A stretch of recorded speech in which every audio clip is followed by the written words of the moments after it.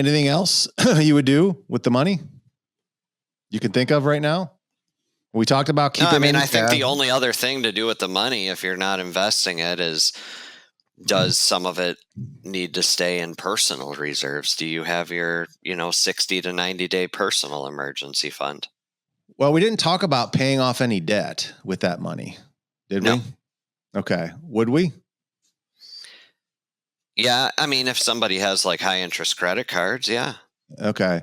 So it would be highly unlikely that I've seen a scenario where someone is able to accumulate $400,000 or $500,000 in cash and they have dumb debt.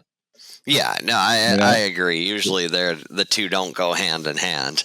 No. So, but there would be a case that we would look at their debt scene and say, okay, let's take a look at their debt scene and see if they do have any like high interest rate debt that we'd want to get paid off. Yeah.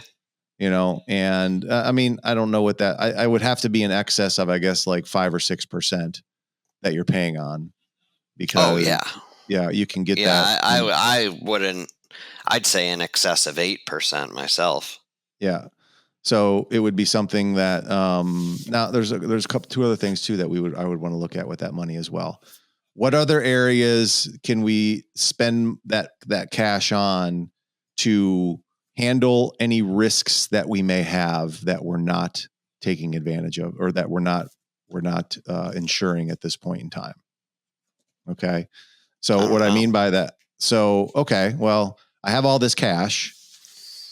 I don't have any long-term care. I'm underinsured. Okay. There's some other things there that you could use the cash for, right? Yeah, and this is the tough part about a question like this on a podcast is, what do I do with 400,000? Mm-hmm. It depends. Yeah. Give me 10 people and they're going to have 10 different recommendations. They're going to be a little different, but I think we are going to look at, all right, number one, is there bad debt that needs to get paid off that we'd want to pay off, or at least a portion of that? Number two, are there any risks that they're right now incurring that maybe we can handle now that we have some cash here that we can take care of forever that would benefit that person? Number three, what caused the amount of money and reinvest back into the business? And then four, let's invest that money in places that are going to, provide cash flow long-term over the course of the next 10, 15 years for that client. And I think, those are the simplicities of looking at this money and where to allocate it and what to do with it next. Yep. So I think that's probably it. Good. Question answered. Anyway, so that's what you do with 400,000 or 500,000 or 300,000. So it's a good problem to have.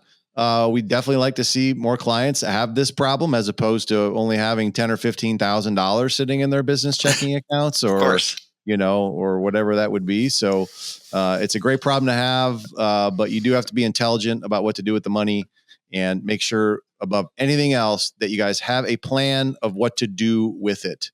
And, reinvest a portion of that back into yourself or the business or whatever created that amount. And make sure the rest is protected, invested correctly, and it should set you up for life on that one. That's about the best ending that I think we can do. All right, bud. Anything else? All right. See you next time. See you guys next time.